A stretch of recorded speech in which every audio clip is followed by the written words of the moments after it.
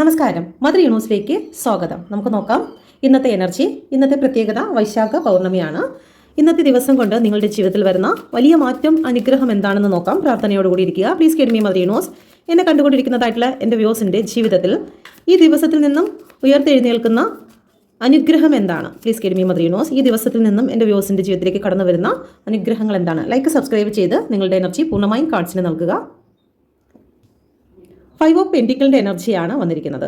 സാമ്പത്തികമായി നിങ്ങൾക്ക് ചില കാര്യങ്ങൾ നഷ്ടപ്പെട്ടു പോയിട്ടുണ്ടെങ്കിൽ, അല്ലെങ്കിൽ നിങ്ങളുടെ ജീവിതത്തിൽ ശാരീരികമായോ മാനസികമായോ തകർന്ന ചില അവസ്ഥകൾ നിങ്ങളുടെ ജീവിതത്തിൽ ഉണ്ടായിട്ടുണ്ടെങ്കിൽ, അതിൽ നിന്നെല്ലാം നിങ്ങൾക്ക് ഒരു ഉയർത്തെഴുന്നേൽപ്പ് തന്നെയാണ് പ്രപഞ്ചം നൽകുന്നത്. ഒരു പുതിയ സ്റ്റാർട്ടിങ് നിങ്ങളുടെ ലൈഫിലേക്ക് കടന്നു വരുന്നു. ഒരു ബ്ലെസ്സിംഗ് ആണ് പ്രപഞ്ചം നിങ്ങൾക്ക് നൽകുന്നത്.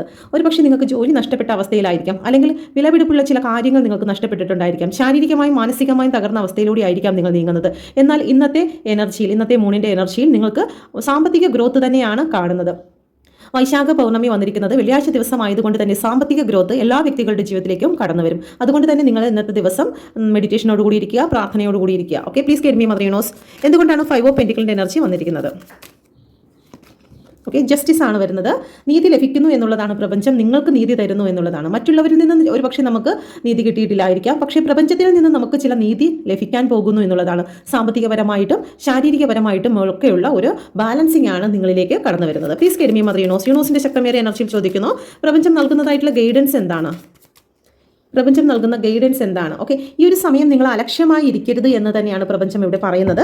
കാരണം ഈ സമയത്ത് നിങ്ങൾ എന്താണോ യൂണിവേഴ്സിലേക്ക് കൊടുക്കുന്നത് അതായിരിക്കും നിങ്ങൾക്ക് തിരികെ ലഭിക്കുന്നത്.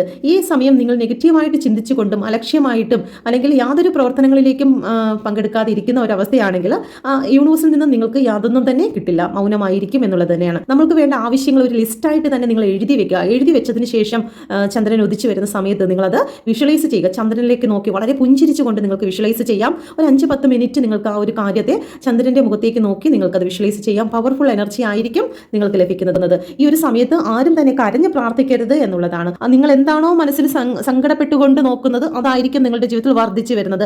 പ്രത്യേകം ശ്രദ്ധിക്കുക. നമ്മുടെ മനസ്സിൽ വളരെ സന്തോഷത്തെ നിറയ്ക്കുക. ഓക്കെ, ഇല്ലെങ്കിൽ പോലും ക്രിയേറ്റ് ചെയ്യുക. വളരെ പുഞ്ചിരിച്ചുകൊണ്ട് തന്നെ നമ്മുടെ ജീവിതത്തിലുണ്ടായ നല്ല കാര്യങ്ങളെ വിഷ്വലൈസ് ചെയ്യാൻ ശ്രമിക്കുക. യൂണിവേഴ്സ്, എന്താണ് യൂണിവേഴ്സിന്റെ മെസ്സേജ്? ഈ റീഡിങ്ങുമായി ബന്ധപ്പെട്ട് പ്രപഞ്ചം നൽകുന്ന മെസ്സേജ് എന്താണ്?